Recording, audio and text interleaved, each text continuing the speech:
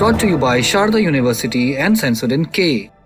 इन दिनों जब भी ईरान का जिक्र हो रहा है तो जून महीने की एक दोपहर का भी जिक्र हो रहा है। वो दिन अगर इजराइल के मन मुताबिक ढलता तो वो ईरान के राष्ट्रपति मसूद पेजेश्कियान का आखिरी दिन हो सकता था। ऐसा क्यों? इसका जवाब है ईरान की सरकारी न्यूज़ एजेंसी फार्स न्यूज़ की एक रिपोर्ट। 16 जून की बात है। ईरान इजराइल कॉन्फ्लिक्ट चल रहा था। ईरान के भीतर इजराइल की खुफिया घुसपैठ बढ़ रही थी। इस बीच ईरानी हुकूमत ने जंग में आगे की प्लानिंग के लिए एक मीटिंग बुलाई थी। सुरक्षा के मद्देनज़र ये मीटिंग राजधानी तेहरान के पश्चिमी इलाके में एक बंकर नुमा दफ्तर में रखी गई थी। ये दफ्तर ईरान की सबसे ताकतवर सुरक्षा संस्था सुप्रीम नेशनल सिक्योरिटी काउंसिल का था।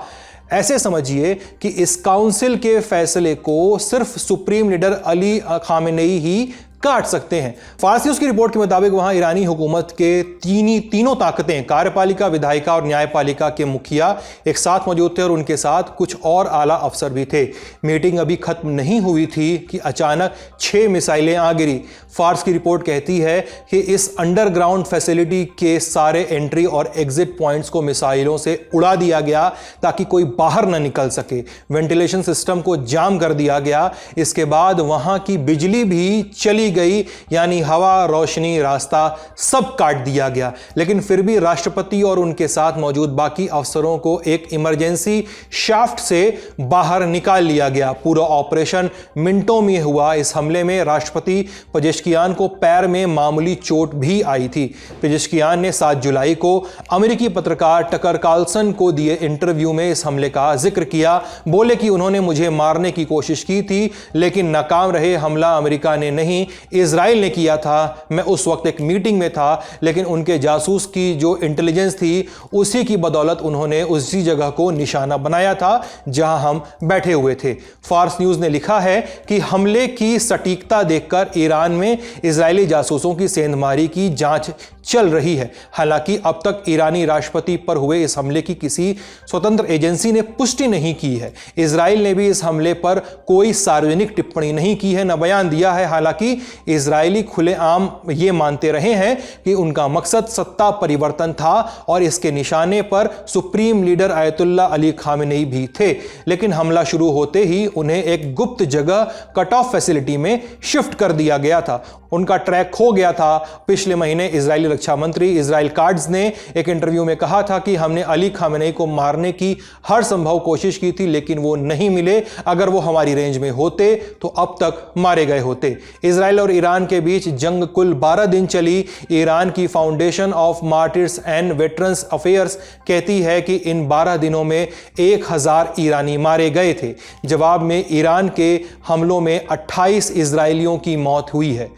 अब अगली सुर्खी।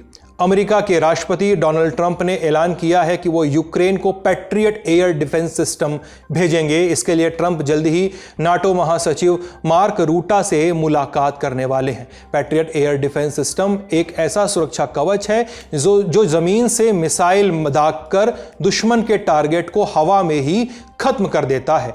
सरफेस टू एयर, इस एडवांस एयर डिफेंस सिस्टम को अमेरिका ने खुद डेवलप किया है। इसके बारे में ट्रंप ने मीडिया से कहा कि पुतिन दिन में मीठा बोलते हैं और रात में बम बरसाते हैं। मुझे यह पसंद नहीं है। अभी यह तय नहीं है कि कितने एयर डिफेंस सिस्टम भेजे जाएंगे, लेकिन भेजेंगे जरूर ताकि यूक्रेन अपनी रक्षा कर सके, ऐसा ट्रंप ने कहा है।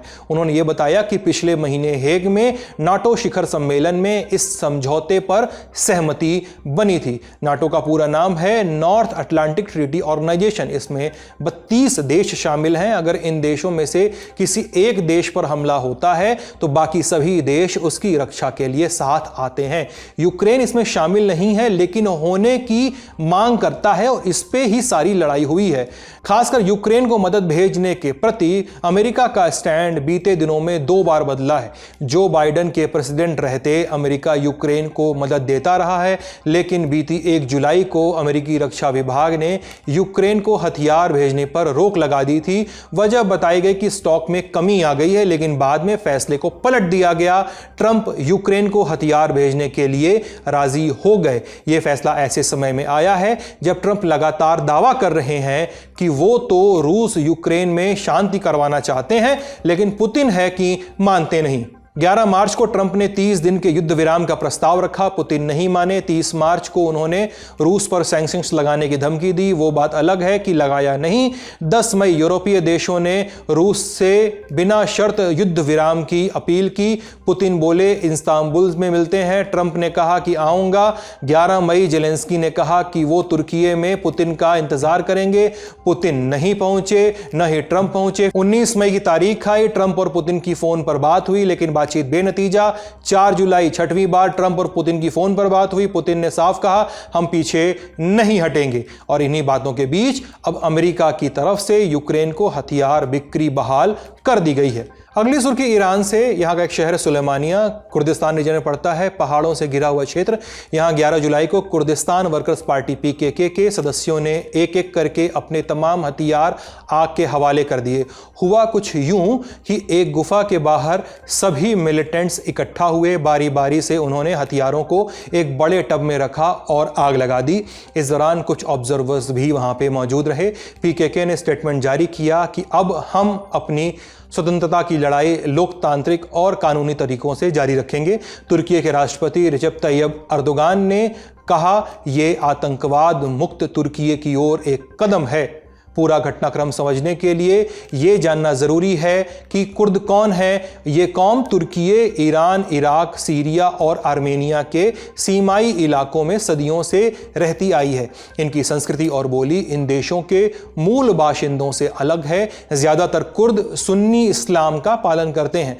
कुर्द इन देशों में अल्पसंख्यक हैं, इसलिए समय समय पर अपने अधिकार की रक्षा की मांग करते रहते हैं, लेकिन सरकार ने ज़्यादा ध्यान नहीं दिया है। नतीजतन ये बगावत पर उतर आए। 1978 में अब्दुल्ला ओजलान नाम के कुर्द नेता ने कुर्दिस्तान वर्कर्स पार्टी PKK की नींव रखी, जिसने हिंसा का कदम उठाया। मीडिया रिपोर्ट्स के मुताबिक इस संघर्ष में 40,000 से ज़्यादा लोग मारे जा चुके हैं। ओजलान खुद 26 सालों से तुर्की की जेल में बंद है। इसी साल फरवरी में उसने सरेंडर करने का फैसला लिया है। उसने PKK और दूसरे फैक्शंस से हथियार डालने की अपील की थी। कुर्दों के इतिहास के बारे में विस्तार से जानने के लिए आपको 28 फरवरी का दुनियादारी का एपिसोड जरूर देखना चाहिए। उसका लिंक आपको डिस्क्रिप्शन बॉक्स में मिल जाएगा।